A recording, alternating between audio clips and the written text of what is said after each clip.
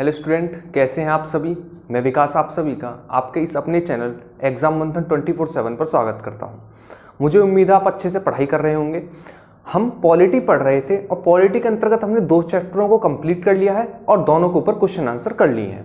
2 chapter कौन कौन से किए हैं, जो बच्चे रेगुलर हैं उन्हें पता होगी, और जो बच्चे अभी जुड़े हैं उनके लिए मैं बता देता हूं। सबसे पहले हमने किया था प्रस्तावना, सेकंड पर किया था हमने मौलिक अधिकार, और उसके बाद जो नेक्स्ट वीडियो थी हमारी उसके अंतर्गत हमने किया था प्रस्तावना व मौलिक अधिकार के ऊपर क्वेश्चन आंसर। आज जो हम पढ़ने वाले हैं वो है इंडियन कॉन्स्टिट्यूशन के अंतर्गत संविधान संशोधन की प्रक्रियाएं, मतलब किस प्रकार संविधान संशोधन होता है। आज हम केवल संविधान संशोधन की प्रक्रियाओं को पढ़ेंगे और नेक्स्ट वीडियो में हम पढ़ लेंगे कि संविधान संशोधन कौन कौन से हुए हैं और कौन कौन से इंपॉर्टेंट संविधान संशोधन है, उनसे संबंधित उनकी ईयर, ठीक है, और उनसे संबंधित जो क्वेश्चन बनेंगे उसे भी कवर करेंगे। आज जो हम पढ़ने वाले हैं वो है संविधान संशोधन की प्रक्रिया, यानी किस प्रकार संविधान संशोधन किए जाते हैं, उस प्रक्रिया को हम पढ़ने वाले हैं और इससे क्या क्या क्वेश्चन बने हैं, प्रीवियस ईयर पूछे गए हैं और जो एनसीईआरटी में बनते हैं उन्हें हम देखने वाले हैं आज इस वीडियो के अंतर्गत। तो आप सभी का काम है एंड तक वीडियो को देखना है अच्छे से। नोट्स इस वीडियो के तुरंत बाद टेलीग्राम चैनल पर मैं डाल दूंगा। आपको नोट्स स्क्रीन पर दिख रहे होंगे, ये नोट्स आपको तुरंत वीडियो के बाद टेलीग्राम चैनल पर डाल दिए जाएंगे। तो आप बड़े आराम से इस वीडियो को कंप्लीट देखिए, एंड तक देखना, क्योंकि इसके बाद में क्वेश्चन जो आंसर कराने वाला हूं आप देखना कि आप क्वेश्चन आंसर कर पा रहे हो या नहीं कर पा रहे हो।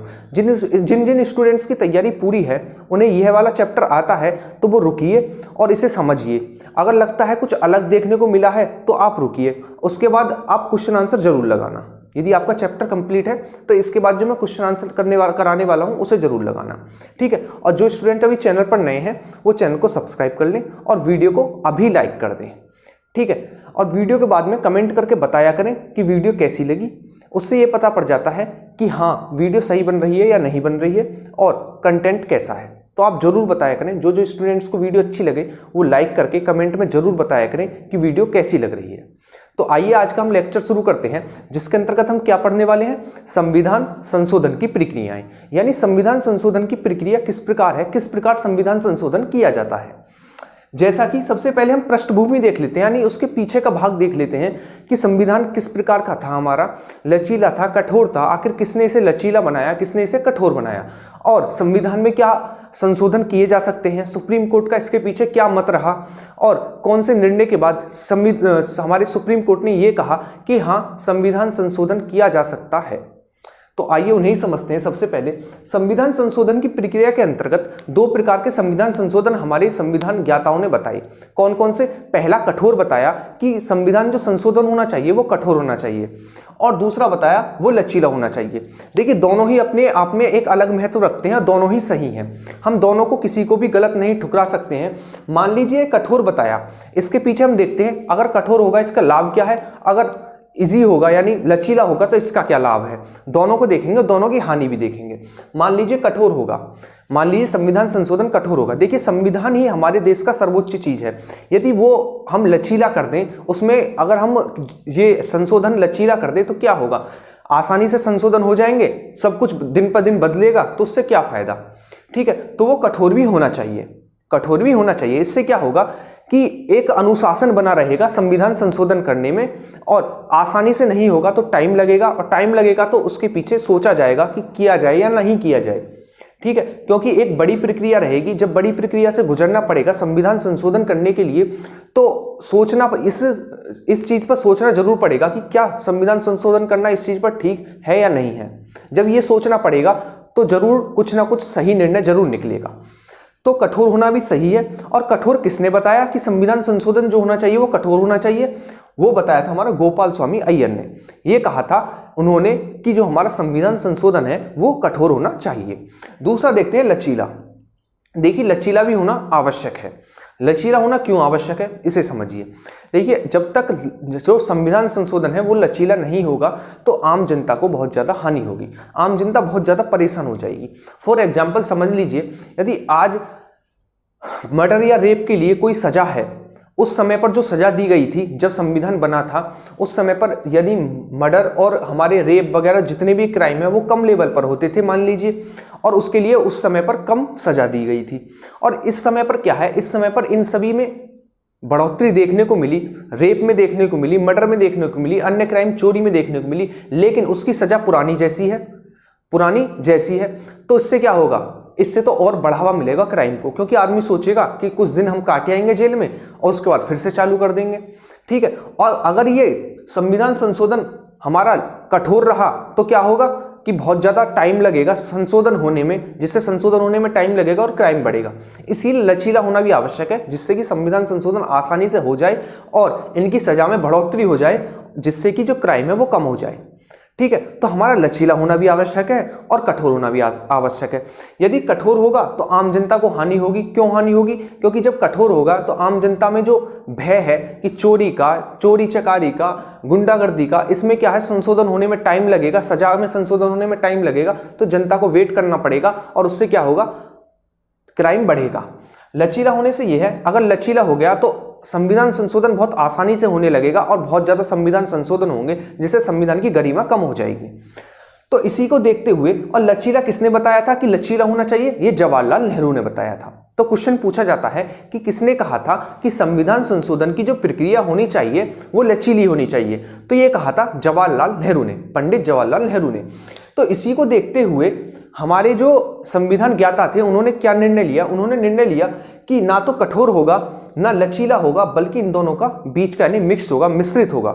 इसीलिए कहा जाता है कि हमारा जो संविधान है वह कठोर व लचीला दोनों है, तो क्वेश्चन तो यहां से भी पूछा गया है कि हमारा संविधान कैसा है? तो हमारा संविधान कठोर व लचीला है। मुझे उम्मीद है आप सभी को समझ में आया होगा कि क्यों कठोर है, क्यों लचीला माना गया, फिर उसके बाद हमारे संविधान को क्यों कठोर व लचीला कहा गया। क्योंकि इसमें जो है कुछ बिंदुओं पर इसमें जो संविधान संशोधन है वो आसानी से हो जाते हैं और कुछ बिंदु ऐसे हैं जिन पर संविधान संशोधन बहुत मुश्किल से होते हैं। इसी प्रकार इसीलिए हमारा जो संविधान संशोधन की प्रक्रिया है वो कठोर व लचीली दोनों है। इसी वजह से हमारे संविधान को कठोर व लचीला बताया गया है। तो क्वेश्चन ये पूछा गया है। उसके बाद हम देखते हैं संविधान संशोधन जो है उसके बारे में कुछ हमारे वाद हैं, कुछ मत हैं। सुप्रीम कोर्ट ने कुछ बातें कही हैं और ये देखेंगे किस वाद पर क्या बात कही है सुप्रीम कोर्ट ने। जैसा कि हमारा पहला वाद है चंपाकम दोराइजन मद्रासवाद, ठीक है ना, चंपाकम दोराइजन मद्रासवाद, जो कि कब आया था? ये 1951 में आया था। इसमें सुप्रीम कोर्ट ने क्या कहा? इसमें सुप्रीम कोर्ट ने कहा कि संविधान जो संशोधन होगा, संविधान संशोधन संसद कर सकती है, संविधान संशोधन संसद कर सकती है। इस वाद के बाद कहा, कौन सा वाद? चंपाकम दोराइजन मद्रासवाद, इसके बाद कहा। ठीक है, जो ये केस सुप्रीम कोर्ट में आया, इस केस को सुनने के बाद सुप्रीम कोर्ट ने निर्णय लिया, हाँ जो हमारी संसद है वो हमारे संविधान में संशोधन कर सकती है। देखिए संशोधन करना भी जरूरी होता है, क्योंकि परिवर्तन से ही विकास होता है। जब तक किसी चीज में परिवर्तन नहीं होगा तो उसका विकास होना भी संभव नहीं है। इसीलिए देखिए उस समय पर जो संविधान बनाया गया था, उस समय पर जो संविधान किसके लिए बनाया गया था? उस समय पर जो लोग थे, उस समय पर जो देश की कंडीशन ही उन्हें ध्यान में रखकर बनाया गया था, उन्हें भी ध्यान में रखकर बनाया गया था और आगे भी ध्यान में रखकर बनाया गया था। लेकिन कोई भी इतना दूरदर्शी नहीं होता है जो आज की कंडीशन उन्होंने जब ही भांप ली हो। ठीक है, इसी वजह से संविधान संशोधन भी जरूरी है आज के समय पर देखते हुए, आज के क्राइम को देखते हुए, आज के लोगों को देखते हुए, आज के देश की कंडीशन को देखते हुए। ठीक है, संविधान संशोधन होना भी जरूरी है, क्योंकि परिवर्तन ही विकास का पहला चरण है। तो कौन सा हमारा वाद था? पहला वाद था हमारा चंपाकम दोराइजन मद्रासवाद, जिसके अंतर्गत सुप्रीम कोर्ट ने इस निर्णय को सुनने के बाद ये कहा कि हम जो संसद है, हमारी जो संसद है वो संविधान संशोधन कर सकती है। और ये कब आया था? ये 1951 में आया था।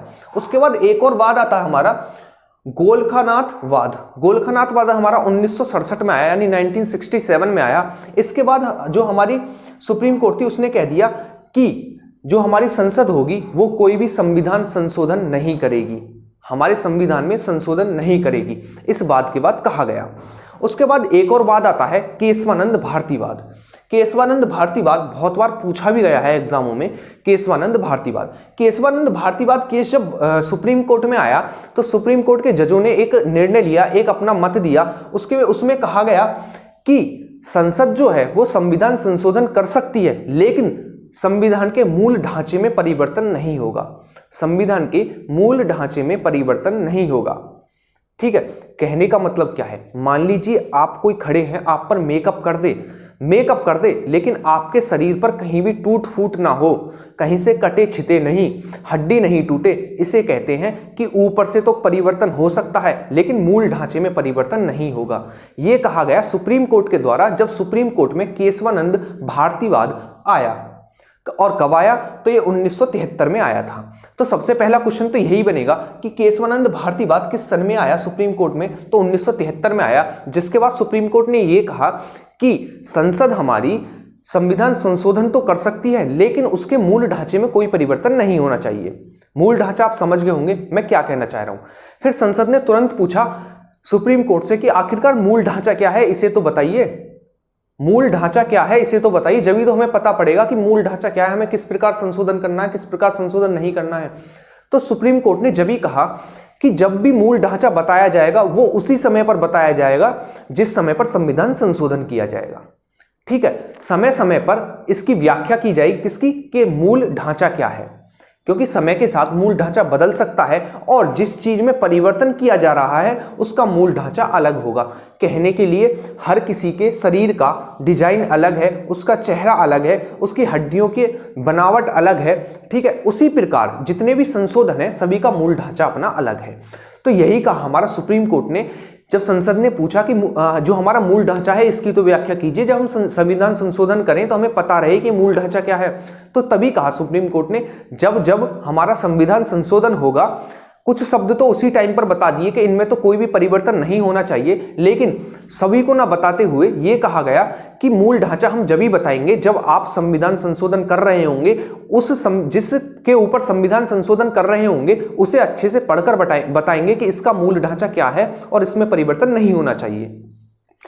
उम्मीद है आप समझ गए होंगे। तो आपको 3 वाद याद रखने, चंपाकम, दोराइजन, मद्रासवाद जो कि 1951 में आया, जिसमें कहा सुप्रीम कोर्ट ने कि आप संविधान में संशोधन कर सकते हैं। उसके बाद एक और हमारा वाद आता है गोलकानाथ वाद। गोलकानाथ वाद हमारा 1967 में आया, जिसमें सुप्रीम कोर्ट ने यह कहा कि आप कोई भी संविधान में संशोधन नहीं कर सकते हैं। उसके बाद हमारा 1973 में एक और वाद आता है जिसका नाम था केशवानंद भारतीवाद। केशवानंद भारतीवाद के बाद सुप्रीम कोर्ट ने यह कहा कि आप संविधान संशोधन कर सकते हैं लेकिन मूल ढांचे में परिवर्तन नहीं करेंगे, और मूल ढांचा हम तभी बताएंगे जब आप संविधान संशोधन कर रहे होंगे, जिस चीज पर संविधान संशोधन कर रहे होंगे उसी का पढ़कर मूल ढांचा हम बताएंगे। किसका मूल ढांचा ये है, इसमें कोई परिवर्तन नहीं होना चाहिए। नेक्स्ट देखते हैं, संविधान की व्याख्या करने के लिए, उसके देखने के लिए कि सब कुछ सही चल रहा है नहीं चल रहा है, उसके लिए एक समिति का गठन किया गया जिसका नाम था संविधान समीक्षा आयोग। संविधान समीक्षा आयोग, इसका काम था कि जो संविधान संशोधन हो रहे हैं उन्हें देखना, कहीं संविधान में कुछ गड़बड़ तो नहीं है, जो प्रक्रियाएं चल रही हैं वो सब कुछ ठीक ठाक चल रही है। ना कि संविधान संशोधन देखना, बल्कि जो संविधान हमारा वर्तमान में चल रहा है सभी को अच्छे से देखना। और जब भी संविधान संशोधन की व्याख्या करनी हो या फिर सुप्रीम कोर्ट कुछ पूछे तो इस आयोग का गठन किया गया। किसका?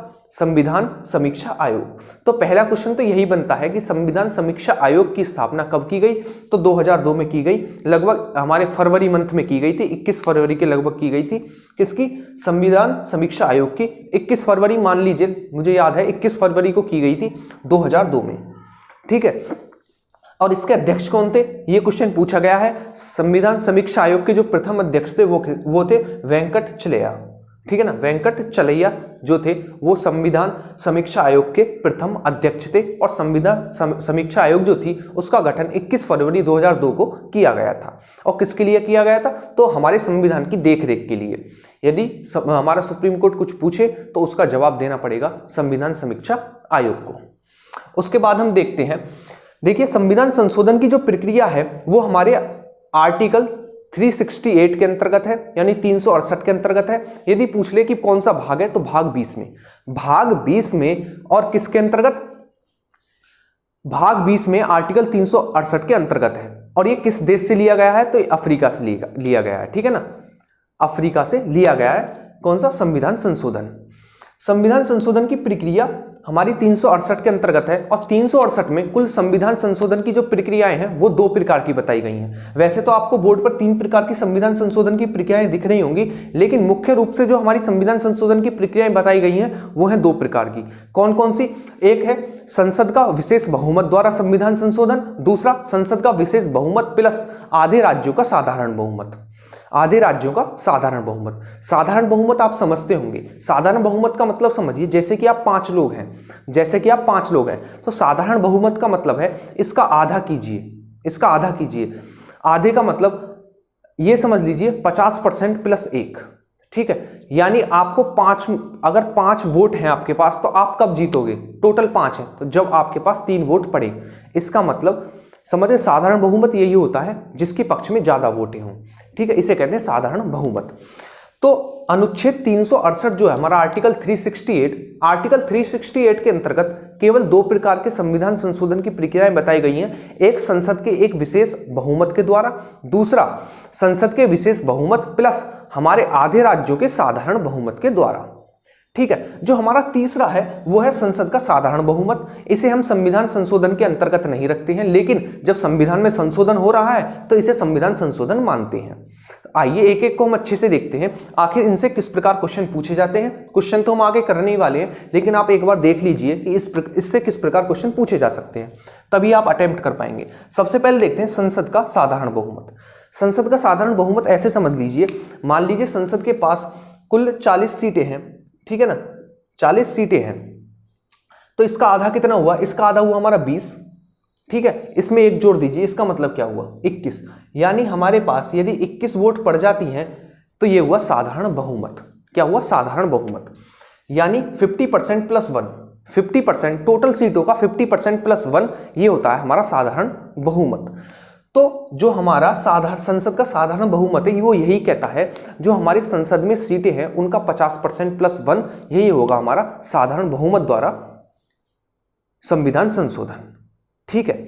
देखिए, संविधान संशोधन किसी भी लोकसभा में भी रखा जा सकता है, राज्यसभा में भी रखा जा सकता है, लेकिन दोनों से पास होना जरूरी है, लेकिन दोनों से पास होना जरूरी है। दूसरी चीज आपको याद रखनी है कि राष्ट्रपति को इस पर हस्ताक्षर करने होंगे, राष्ट्रपति इसे पुनर्विचार के लिए नहीं भेज सकते हैं। तो क्वेश्चन पूछा जा सकता है, क्वेश्चन किस प्रकार पूछा जाएगा ये समझिए। क्वेश्चन इस प्रकार पूछा जाएगा कि क्या संविधान संशोधन जो होता है राज्यसभा लोकसभा से पास होकर आता है, राष्ट्रपति उसे पुनर्विचार के लिए कितने दिन के लिए भेज सकते हैं? उसमें दिन लगा देगा, दिन दे देगा, एक ऑप्शन में होगा इनमें से कोई नहीं, तो बच्चे अधिकतर दिन लगाएंगे। लेकिन आपको याद रखना है कि जो संविधान संशोधन होता है जब राज्यसभा लोकसभा से पास हो जाता है तो राष्ट्रपति महोदय उसे पुनर्विचार के लिए नहीं भेज सकते हैं, बस उसके हस्ताक्षर होने के बाद वो कानून बन जाता है, ठीक है। ये था हमारा संविधान संशोधन का सबसे पहला था संसद का साधारण बहुमत के द्वारा, यानी 50% प्लस 1 सीट होंगी तो वो साधारण बहुमत माना जाएगा, ठीक है। दूसरी चीज आपको याद रखनी है कि किसी भी सदन में पेश किया जा सकता है कोई सा भी, तीनों में से कोई सा भी संशोधन होगा किसी भी प्रकार का, वो किसी भी लोकसभा में भी रखा जा सकता है, किसी भी सदन में रखा जा सकता है, राज्यसभा में भी रखा जा सकता है। यदि एक इसे, जैसे कि मान लीजिए लोकसभा में रखा गया और लोकसभा में इसे बहुमत नहीं मिला, इसे 50% प्लस 1 सीटें नहीं मिली, तो ये दूसरे वाले सदन में नहीं जाएगा, यानी राज्यसभा में नहीं जाएगा, क्योंकि दोनों से पास होना जरूरी है। जब एक ने ही नकार दिया तो दूसरे से पास कराने का क्या फायदा, ठीक है। यदि दोनों सदनों में से पास हो गया तो राष्ट्रपति को उस पर हस्ताक्षर करने होंगे। दूसरी चीज ये बनती है, यदि एक ने नकार दिया तो राष्ट्रपति इसकी संयुक्त बैठक नहीं बुला सकते हैं, राष्ट्रपति इसकी संयुक्त बैठक नहीं बुला सकते हैं। यह है हमारा संविधान संशोधन। मुझे उम्मीद है आप सभी को समझ में आया होगा। अभी क्वेश्चन आंसर करने वाले हैं, आपको पता पड़ जाएगा किस प्रकार के क्वेश्चन पूछे जा सकते हैं। तो सबसे पहले मैंने बताया संसद का साधारण बहुमत, यानी 50% प्लस 1 सीटें होंगी तो संसद का साधारण बहुमत होगा। इसके द्वारा देखते हैं कौन कौन से संविधान संशोधन किए जा सकते हैं। क्वेश्चन यहां से बनेगा, कौन कौन से संविधान संशोधन किए जा सकते हैं। देखिए, सबसे पहला है नए राज्यों का गठन या उनकी सीमाओं में परिवर्तन, ठीक है। नए राज्यों का गठन होगा या उनकी सीमाओं में परिवर्तन होगा, वो संसद के साधारण बहुमत के द्वारा होगा, यानी 50% प्लस 1 के द्वारा होगा। दूसरा, नए राज्यों का गठन, यानी कोई नया राज्य बनाया जा रहा है, उसका गठन किया जा रहा है। मान लीजिए कोई राज्य बाहर से विलय किया जा रहा है भारत में, ठीक है, या फिर किसी राज्य का नाम में परिवर्तन किया जा रहा है, या फिर कोई राज्य 2 भागों में बांटा जा रहा है, तीन पॉसिबल केस हैं, तीनों पॉसिबल केस हमारे संविधान संशोधन के अंतर्गत आते हैं। और कौन सा संविधान संशोधन? संसद के साधारण बहुमत के द्वारा आते हैं, संसद के साधारण बहुमत के अंतर्गत आते हैं। तीसरा है नागरिकता प्राप्ति या समाप्ति, यानी नागरिकता किसी की समाप्त करनी है या किसी को नागरिकता प्राप्त करनी है, वो भी संसद के साधारण बहुमत के द्वारा ही प्राप्त या समाप्त की जाती है। ठीक है। थर्ड केस बनता है अनुसूची 5, 2 और 6, 2, 5 और 6, अनुसूची 2, 5 और 6।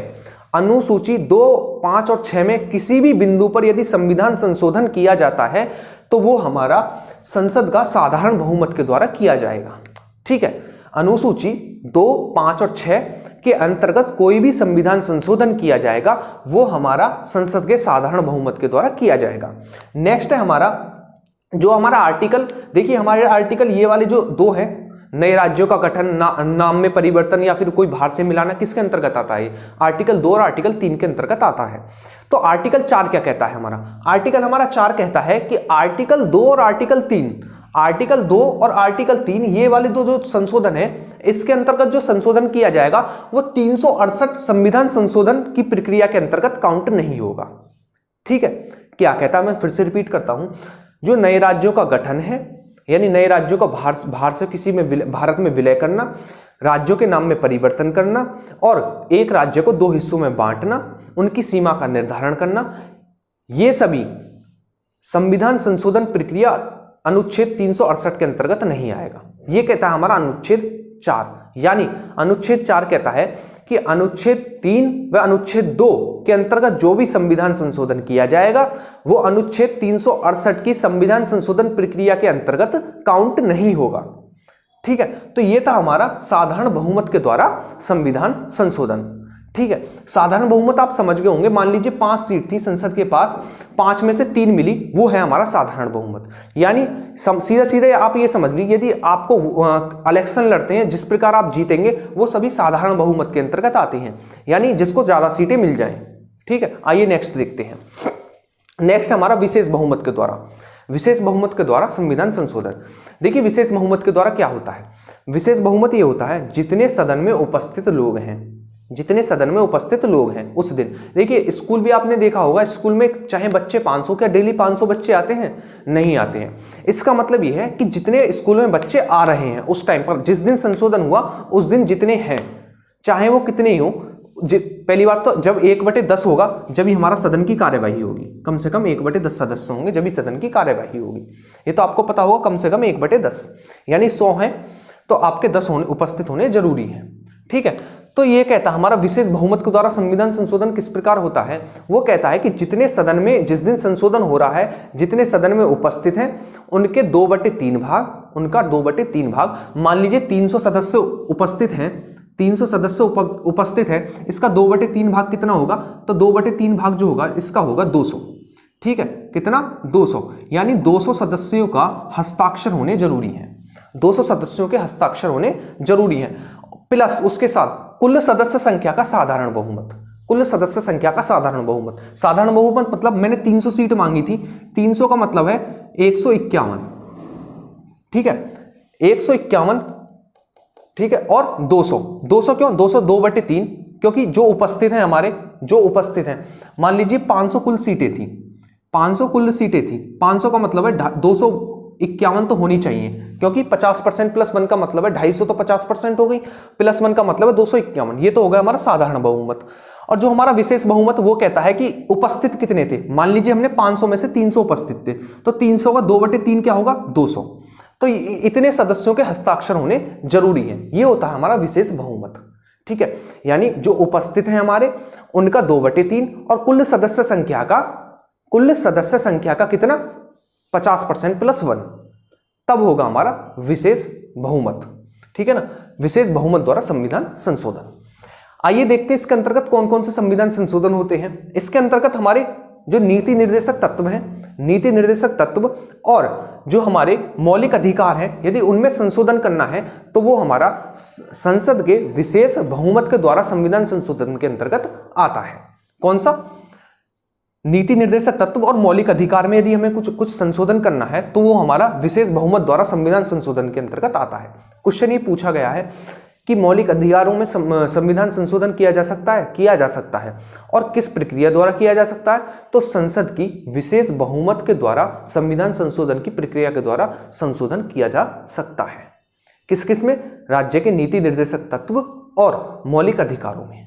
ठीक है, लास्ट देखते हैं संसद का विशेष अधिकार, जो हमारा नेक्स्ट है तीसरा, वो है संसद का विशेष बहुमत के द्वारा प्लस आधे राज्यों के साधारण बहुमत के द्वारा। आधे राज्यों के साधारण बहुमत के द्वारा।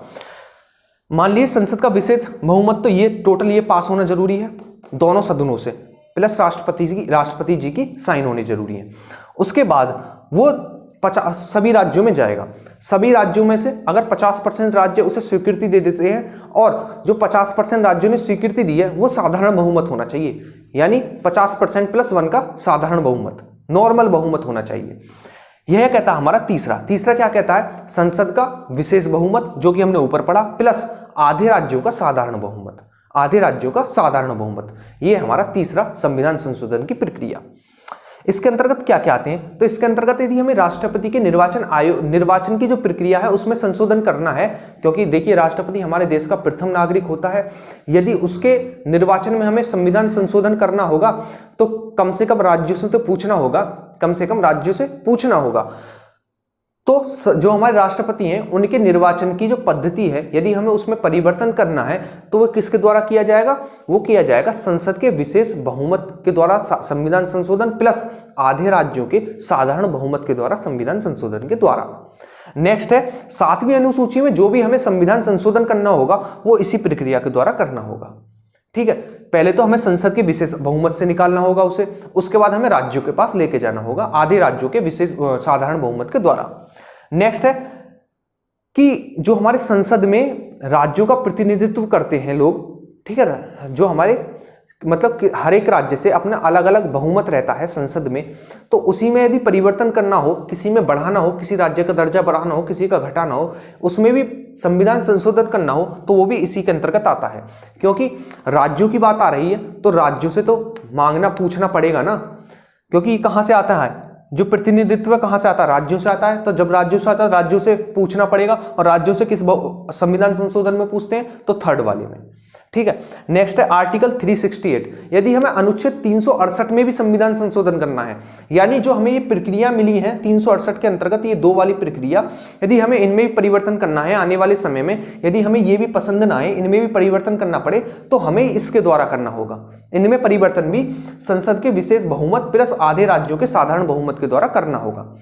ठीक है, अनुच्छेद या आर्टिकल 368 के अंतर्गत हमारे 2 प्रकार के संविधान संशोधन वर्णित हैं। कौन कौन से? संसद का विशेष बहुमत प्लस दूसरा है संसद का विशेष बहुमत प्लस आधे राज्यों का साधारण बहुमत। यदि हमें 368 में भी संविधान संशोधन करना पड़े तो वो भी किसके द्वारा होगा? तो वो होगा हमारा संसद का विशेष बहुमत प्लस आधे राज्यों के साधारण बहुमत के द्वारा होगा। तो ये था हमारा आज का टॉपिक, जिसके अंतर्गत सबसे हमने पहले पढ़ा कि संविधान संशोधन की प्रक्रिया क्या है। सबसे पहले हमने देखा पृष्ठभूमि क्या रही है संविधान संशोधन की। उसके बाद हमने देखा कि कितने प्रकार के संविधान संशोधन होते हैं और किस प्रकार उनमें कौन कौन सी चीजें इंक्लूड होती हैं। देखिए यहाँ से क्वेश्चन किस प्रकार पूछे जाते हैं। क्वेश्चन इस प्रकार पूछे जाते हैं कि अनुसूची 5 में यदि संविधान संशोधन करना है तो वो किस प्रकार किया जाएगा? उसमें राज्यों से पूछा जाएगा क्या? उसमें राज्यों से पूछा जाएगा, या फिर जो हमारी सदस्य संख्या है उसके 2/3 भाग से किया जाएगा विशेष बहुमत के द्वारा? तो आपका आंसर होगा नहीं, ये केवल साधारण बहुमत के द्वारा किया जाएगा। क्वेश्चन जो पूछा गया वो यहां से पूछा गया है, यदि किसी राज्य की सीमाओं में परिवर्तन करना है तो उसके लिए किस प्रकार का संविधान संशोधन करना होगा? विशेष बहुमत के द्वारा, साधारण बहुमत के द्वारा। तीसरा होगा साधारण बहुमत या विशेष बहुमत, तीसरा होगा हमारा विशेष बहुमत प्लस राज्यों के द्वारा। तो आपको याद रखना वो भी हमारा साधारण बहुमत के द्वारा होगा। ठीक है, तो क्वेश्चन यहां से इस प्रकार पूछे जाते हैं। एक ये आपको समीक्षा आयोग याद रखना है, ये 3 आपको वाद याद रखने हैं जिनसे पूछा गया था, जिसमें पहले में कहा गया तो आप कर सकते हैं परिवर्तन, दूसरे में कहा गया कि नहीं कर सकते हैं, तीसरे में कहा गया कि आप कर सकते हैं लेकिन मूल ढांचे में परिवर्तन ना हो। आपको यहां से ये चीज याद रखनी है, हमारा संविधान कैसा? कठोर व लचीला दोनों प्रकार का है। ठीक है, कठोर किसने बताया था? गोपाल स्वामी अय्यर ने बताया था, जबकि लचीला किसने बताया? जवाहरलाल नेहरू ने बताया था। थर्ड चीज आपको याद रखनी है, जो क्वेश्चन पूछा गया है कि जो हमारा आर्टिकल 368 है, सबसे पहली चीज तो यही है कि हमारे संविधान संशोधन की प्रक्रिया किस आर्टिकल में है? तो आर्टिकल 368 के अंतर्गत है, आर्टिकल 368 के अंतर्गत है। और भाग कौन सा है, तो भाग 20 है, और लिए कहां से गए हैं, तो साउथ अफ्रीका से लिए गए हैं। ठीक है, आपको याद रखना जो आर्टिकल 368 है उसके अंतर्गत हमारे केवल 2 प्रकार के ही संविधान संशोधन की प्रक्रियाएं हैं, तीसरी ये वाली नहीं है। 2 प्रकार की कौन कौन सी, संसद का विशेष बहुमत और संसद का विशेष बहुमत प्लस आधे राज्यों का साधारण बहुमत। आपको याद रखना तीसरा जो है ये नहीं है इसके अंतर्गत। ठीक है, 368 के अंतर्गत 2 ही प्रकार के संविधान संशोधन की प्रक्रियाएं हैं। तो आज इस वीडियो के अंतर्गत हमने पढ़ा संविधान संशोधन की प्रक्रियाएं। आइए अब इनके ऊपर क्वेश्चंस देख लेते हैं कि क्वेश्चन किस प्रकार प्रीवियस ईयर पूछे गए हैं संविधान संशोधन की प्रक्रियाओं के ऊपर, प्रीवियस ईयर क्वेश्चन और एनसीईआरटी से लिए हुए कुछ मेरी तरफ से क्वेश्चन। तो आइए देखते हैं कि आखिरकार इस टॉपिक से क्या क्या क्वेश्चन बन सकते हैं, यानी संविधान संशोधन प्रक्रिया के अंतर्गत क्या क्या क्वेश्चन प्रीवियस ईयर पूछे गए हैं, और 1-2 क्वेश्चन मैंने एनसीईआरटी से ऐड किए हैं। तो आइए उन्हें देखते हैं। देखिए सभी क्वेश्चन एनसीईआरटी से ही पूछे गए हैं, ऐसा नहीं है जो प्रीवियस ईयर क्वेश्चन है वो भी टोटल एनसीईआरटी से जो के त्यों उठाकर पूछे गए हैं। ठीक है, तो आइए पहला क्वेश्चन देखते हैं, वो है हमारा संविधान किस प्रकार का है। तो मैंने अभी आपको प्रीवियस बताया था हमारा संविधान लचीला व कठोर है। कठोर बताया था, क्यों कठोर क्यों था, क्योंकि इसमें संविधान संशोधन जो है वो हार्ड होना चाहिए, आसानी से नहीं होना चाहिए, इसलिए उसे कठोर बोला गया। लचीला इसलिए बोला गया कि लचीला होना चाहिए जिससे कि संविधान संशोधन आसानी से हो सके।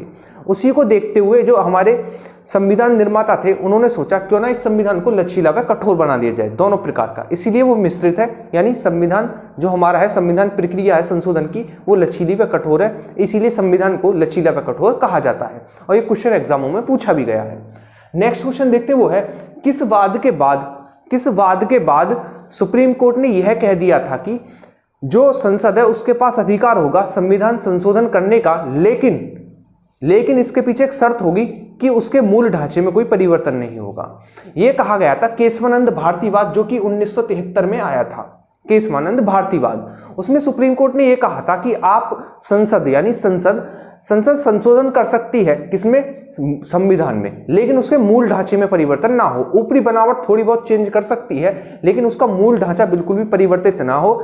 जब संसद ने ये पूछा कि हमें बता तो दीजिए कि मूल ढांचा होता क्या है, तो जब कहा हमारे सुप्रीम कोर्ट ने कि मूल ढांचा हम तभी बताएंगे जब संविधान संशोधन किया जाएगा, यानी जिस चीज के ऊपर संविधान संशोधन किया जाएगा उसी चीज को हम पढ़कर बताएंगे कि इसका मूल ढांचा क्या है, क्योंकि सभी का मूल ढांचा अपना अलग अलग होता है। लेकिन कुछ शब्द उन्होंने ऐसे बताए थे संविधान से लेकर कि उनमें कभी भी परिवर्तन ना हो। ठीक है, नेक्स्ट क्वेश्चन देखते हैं, वो है हमारा संविधान समीक्षा आयोग की स्थापना कब हुई थी। सबसे पहले तो ये समझते हैं कि संविधान समीक्षा आयोग की स्थापना करने की क्या जरूरत पड़ी। देखिए संविधान समीक्षा आयोग की स्थापना इसलिए की गई थी कि जिससे भी संविधान पर जो भी कार्य चल रहे हैं, संविधान संशोधन चल रहे हैं, जितने भी आयोग नियुक्तियां चल रही हैं, सभी की अच्छे से देखरेख करना, और सुप्रीम कोर्ट इसका जवाब मांगे तो इस समीक्षा आयोग को उसकी जवाब देना। ठीक है, तो इसकी स्थापना 21 फरवरी 2002 को की गई थी, 21 फरवरी 2002 को की गई थी। नेक्स्ट क्वेश्चन देखते हैं, वो है कि संविधान समीक्षा आयोग के प्रथम अध्यक्ष कौन थे। तो संविधान समीक्षा आयोग के जो प्रथम अध्यक्ष थे वो थे वेंकट चलैया। ठीक है ना, वेंकट चलैया प्रथम अध्यक्ष थे किसके, संविधान समीक्षा आयोग की, जिसकी स्थापना 2002 में की गई थी संविधान की देखरेख के लिए। नेक्स्ट हम देखते हैं कि संविधान संशोधन प्रक्रिया जो है हमारी वो किस भाग के अंतर्गत है, यानी संविधान संशोधन जो हम करते हैं वो हमारे संविधान के किस भाग में है। तो आपका आंसर होगा भाग 20 में है। क्या चीज, संविधान संशोधन की प्रक्रिया भाग 20 में है, और ये हमारे दक्षिण अफ्रीका से लिया गया है संविधान संशोधन। आप इसे आसानी से इस प्रकार याद रख सकते हैं कि आप ये समझ लीजिए संविधान संशोधन करने में कोई खर्चा तो होता नहीं है, तो आप याद रख लीजिए संविधान संशोधन फ्री का, संविधान संशोधन फ्री का, यानी संविधान संशोधन अफ्रीका से लिया गया है। ठीक है, नेक्स्ट क्वेश्चन देखते हैं, वो है हमारा कि संविधान संशोधन की प्रक्रिया किस देश से ली गई है। अभी बताया मैंने आपको किस देश से ली गई है, अफ्रीका से, क्योंकि संविधान संशोधन कैसा होता है, फ्री का होता है, इसलिए संविधान संशोधन हमारा अफ्रीका से लिया गया है। नेक्स्ट हम देखते हैं, वो है संविधान संशोधन किस अनुच्छेद के अंतर्गत आता है। तो संविधान संशोधन अनुच्छेद 368 के अंतर्गत आता है। देखिए वैसे तो संविधान संशोधन जो होता है वो 3 प्रकार का होता है। कौन कौन सा, पहला जो होता है वो होता है साधारण बहुमत। ठीक है, पहला होता है हमारा साधारण बहुमत, सेकंड पर होता है हमारा विशेष बहुमत,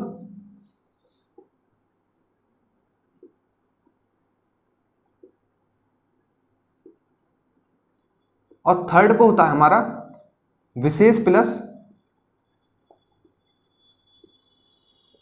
आधे राज्यों का साधारण बहुमत। ठीक है, ये होता है हमारा 3 प्रकार का। पहला होता है साधारण बहुमत, दूसरा होता है विशेष बहुमत, तीसरा होता है विशेष बहुमत संसद का, और आधे राज्यों का साधारण बहुमत। ये हमारे 3 प्रकार होते हैं संशोधन के। लेकिन अनुच्छेद 368 के अंतर्गत केवल 2 ही उल्लेखित हैं। कौन कौन से? पहला विशेष बहुमत और दूसरा विशेष बहुमत संसद का और आधे राज्यों का साधारण बहुमत। ये जो हमारा साधारण बहुमत है संसद के द्वारा, ये हमारा अनुच्छेद 368 के अंतर्गत वर्णित नहीं है। तो क्वेश्चन यही पूछेगा कि अनुच्छेद 368 के अंतर्गत कौन कौन से संविधान प्रक्रिया, संशोधन प्रक्रिया वर्णित है? तो आपका आंसर होगा विशेष बहुमत के द्वारा और विशेष बहुमत प्लस आधे राज्यों का साधारण बहुमत के द्वारा ये वर्णित है।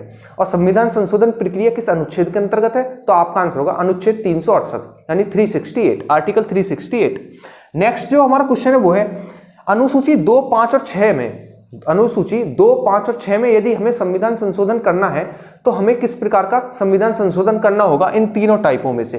तो आपका आंसर होगा संसद के साधारण बहुमत के द्वारा। साधारण बहुमत आप सभी को पता होगा। मान लीजिए आपके पास, आपके कोई 40 दोस्त हैं या फिर 50 दोस्त मान लीजिए। जब 50 दोस्त हैं, ठीक है, तो आप जब 2 लोगों में वोट डलेंगी तो आप किसको जीता माना जाएगा? किसको जीता माना जाएगा? अगर वोट टोटल वोट पड़ी हो तो आपका आंसर होगा जिसको 26 वोट पड़ी हो। ठीक है ना, यानी 50% प्लस 1। ठीक है, इसी प्रकार होता है साधारण बहुमत संसद का, यानी जितनी भी कुल सीटें हैं उनका आधा प्लस 1 सीट एक्स्ट्रा। ठीक है, जिससे कि जीत हो जाए, वही होता हमारा साधारण बहुमत। नेक्स्ट हम देखते हैं वो है मौलिक अधिकारों में संशोधन प्रक्रिया किस प्रक्रिया द्वारा किया जाता है? संविधान संशोधन मौलिक अधिकारों, और एक और जोड़ लीजिए आप यहां पर, मौलिक अधिकारों व नीति निर्देशक तत्वों में। मौलिक अधिकारों व नीति निर्देशक तत्व जो होते हैं उनमें जो किया जाता है वो किया जाता है विशेष बहुमत के द्वारा, संसद का विशेष बहुमत। अब विशेष बहुमत क्या होता है? विशेष बहुमत होता है हमारा इस प्रकार होता है विशेष बहुमत, मैंने आपको अभी प्रीवियस बताया था, जितने भी हमारे सदस्य उस टाइम पर उपस्थित है, प्रेजेंट है, जिस टाइम पर हमारा संविधान संशोधन किया जा रहा है, उसके दो तिहाई सदस्य प्लस जो टोटल सदस्य हैं, उनका साधारण बहुमत,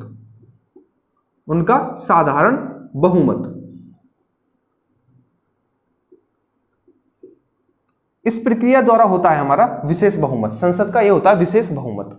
तो हमारा जो मौलिक अधिकार और जो हमारे नीति निर्देशक तत्व हैं उनमें जो हमारा संशोधन किया जाता है वो संसद के विशेष बहुमत के द्वारा किया जाता है।